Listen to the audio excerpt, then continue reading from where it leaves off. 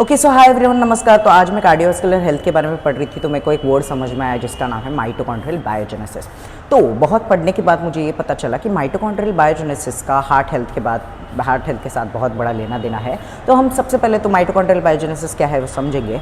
तो mitochondrial biogenesis, mitochondria मतलब क्या? तो तुम्हारी बॉडी जो है ना, बॉडी हमारी सेल से बनी हुई है, बराबर कि नहीं? यानी कि सबसे छोटा हिस्सा तुम्हारे बॉडी का, सबसे small structural functional biological unit of life is cell. Cell यानी कि तुम्हारी पेशी।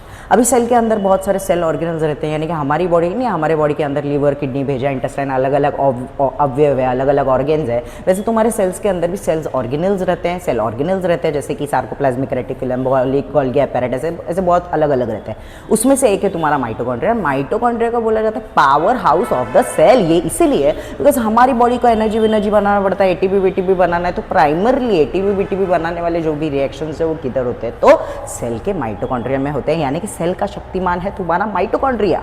माइटोकॉन्ड्रिया क्या है वो तो पता चल गया। अभी बायोजेनेसिस के बारे में बात करते हैं। बायो मतलब क्या? बायो मतलब लाइफ, राइट? बायो मतलब लाइफ, तो बायोलॉजी मतलब लाइफ का स्टडी करते हो तुम। वैसे बायो मतलब लाइफ, जेनेसिस मतलब प्रोडक्शन, बनाना। तो माइटोकॉन्ड्रियल बायोजेनेसिस मतलब क्या है? सिंपल लैंग्वेज में creation of new mitochondria. Mitochondria बनना इज माइटोकॉन्ड्रियल बायोजेनेसिस।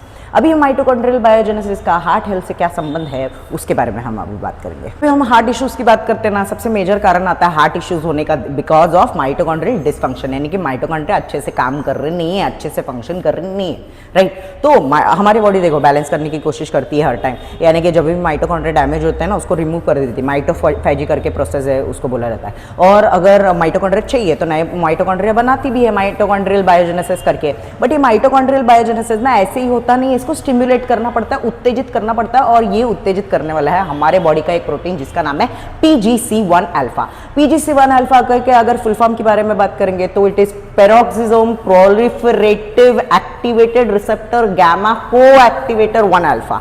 देखो इतना बड़ा नाम है, बट तुम खाली PGC1 अल्फा याद रखना। तो PGC1 अल्फा ये ऐसा बॉडी प्रोटीन है जो तुम्हारा माइटोकॉन्ड्रियल बायोजेनेसिस को स्टिमुलेट करता है। ये तो समझ में आया कि माइटोकॉन्ड्रियल बायोजेनेसिस करने के लिए PGC1 अल्फा की जरूरत है। और PGC1 अल्फा को अगर उत्तेजित करना है, उसको अगर स्टिमुलेट करना है ना, तो तुम्हें करना पड़ेगा exercise and you have to take a proper nutrition. Exercise be it strength training या एंड्योरेंस ट्रेनिंग दोनों भी माइटोकॉन्ड्रियल बायोजेनेसिस को स्टिमुलेट करता है, बट एंड्योरेंस ट्रेनिंग थोड़ा ज़्यादा अमाउंट में करता है, ये स्टडीज बोलते हैं। तो अगर हम एंड्योरेंस ट्रेनिंग पे फोकस करेंगे हार्ट पेशेंट्स के लिए एंड हम एक्सरसाइज पे फोकस करेंगे फॉर हार्ट पेशेंट, तो उनके लिए वो बहुत ज़्यादा बेनिफिशियल हो सकता है। बिकॉज देखो heart is an involuntary muscle, उसको कॉन्ट्रैक्ट रिलैक्स होने के लिए ट्रिमेंडस अमाउंट में एनर्जी की जरूरत है। तो जितने नए माइटोकॉन्ड्रिया बनेंगे, एक तो वो साइज में बड़े होंगे या फिर वो नंबर में बढ़ेंगे। तो जितने माइटोकॉन्ड्रिया रहेंगे, अच्छे functional mitochondria and healthy mitochondria जितने रहेंगे, उतना उनका हेल्थ इंप्रूव होगा। के लिए बहुत कुछ है, ट्राई करूंगे लॉन्ग वीडियोस बनाने के लिए कभी, बट आज के लिए इतना काफ़ी है। बट ऐसे ही अगर इन्फॉर्मेशन रील्स तुम्हें देखने हैं तो मेरे I teach exercise science page को फॉलो करना भूलिए मत। चल बाय।